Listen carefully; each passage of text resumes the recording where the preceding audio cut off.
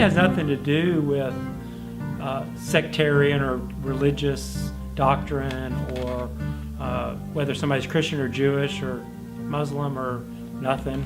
It transcends all that to a shared spiritual experience.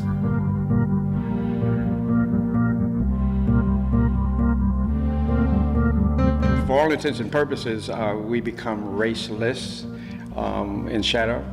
It sort of distills us down to something that is more essential, mystical, spiritual.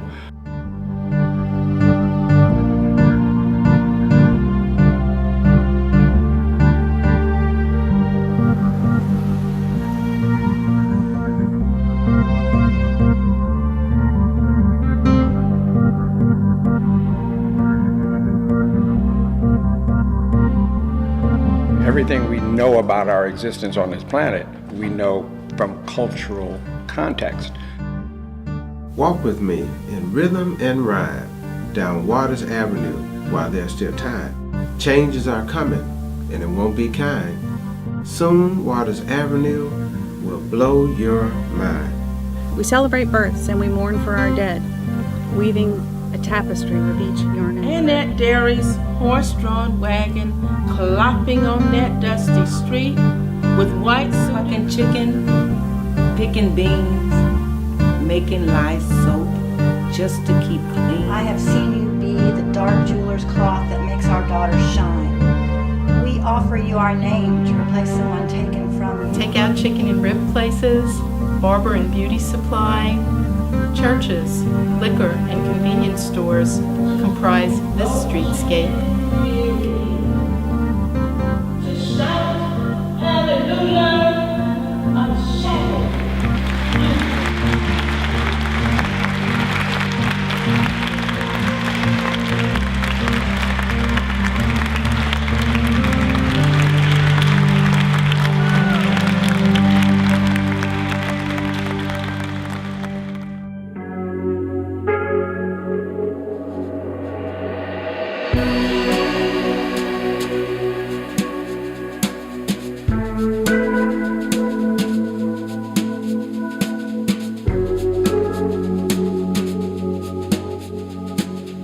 I came up during the 60s when, the statement was, if you're not part of the solution, you're part of the problem.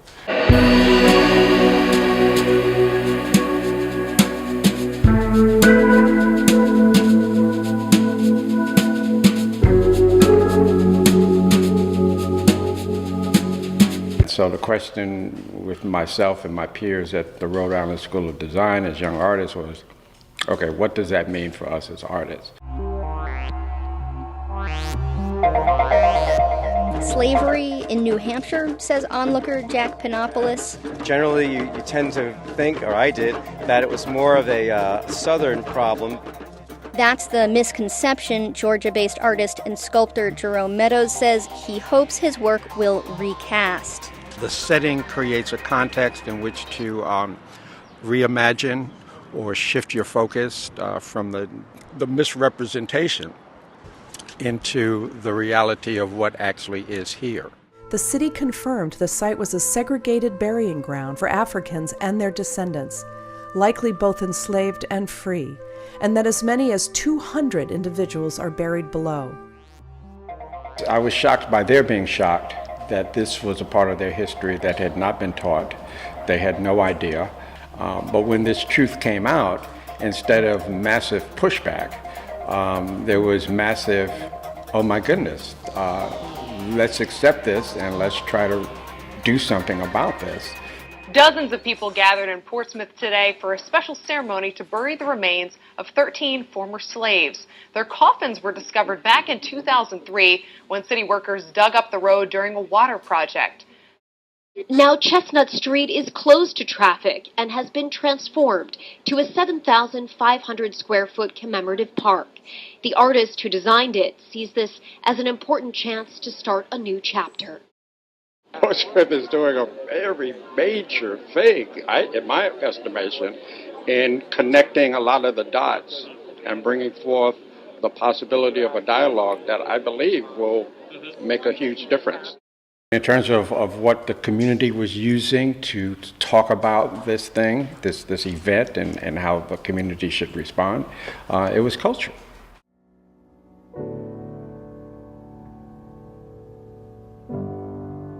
Strange fruit hanging from the poplar trees. One human being says to another human being, we're going to find you guilty, regardless of the facts.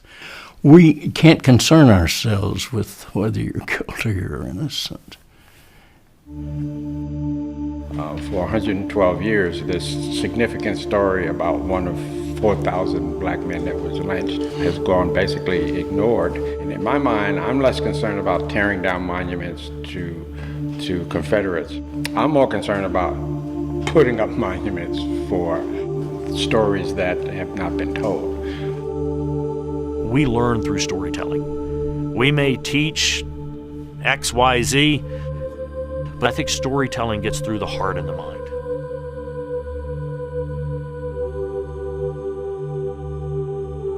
What I do as an artist is to work towards bringing culture into the conversation.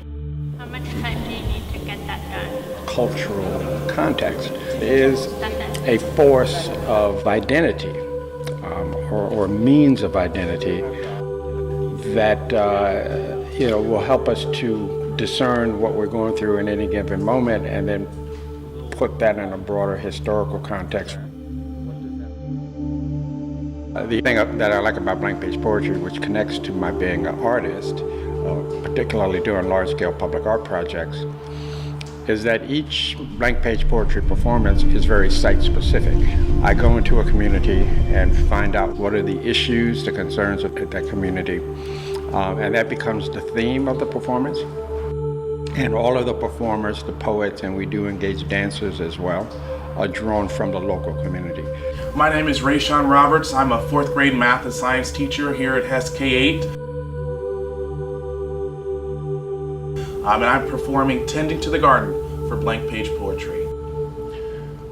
Just over the Vernon River, there lies a peculiar kind of garden where the caretakers tend to each fauna, regardless of gender, color, or origin, indoctrinating responsibility, admiration, and imaginative to each season. In Shadow, we lose those identifiers that we typically use to sort of predetermine, almost in a prejudicial way, whether or not this person is somebody that we think we can relate to or not.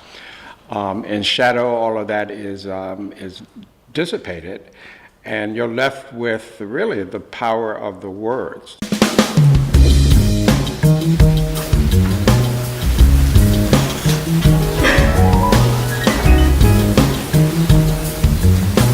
What nameless and untamed eventuality enshrines the rhythm of this rising tide,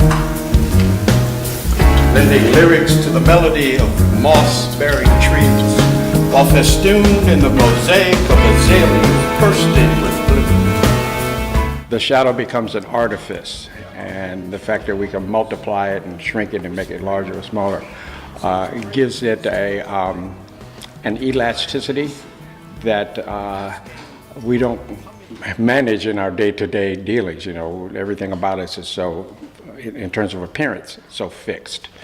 So that was one of the discoveries of doing blank page poetry, that that shadow is becomes the persona.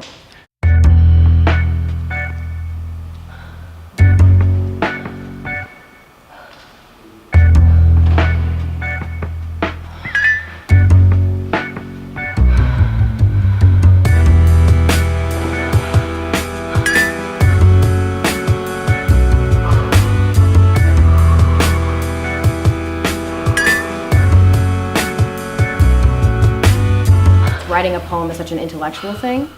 You have to think and then write. Whereas sometimes with dance, you kind of want to take your head out of it.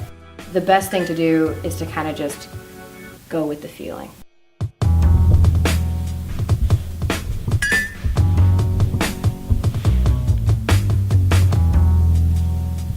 It's like you become an embodiment of the poem. I got used to the format and I let myself express a little bit more because I'm kind of a quiet person. I found it kind of freeing.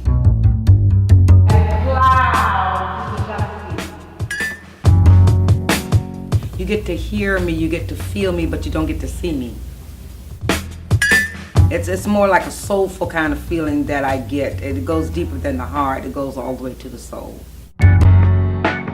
This is way outside my comfort level, but it is with all the people that are involved in this as performers, and how we all have been critiquing rather than criticizing each other, and how everybody has come to this place with this sort of scary but open heart and participated in that way and shared those feelings with the others that are involved. So yeah, it's a very different experience. Okay, we'll take a 15-minute break, everyone.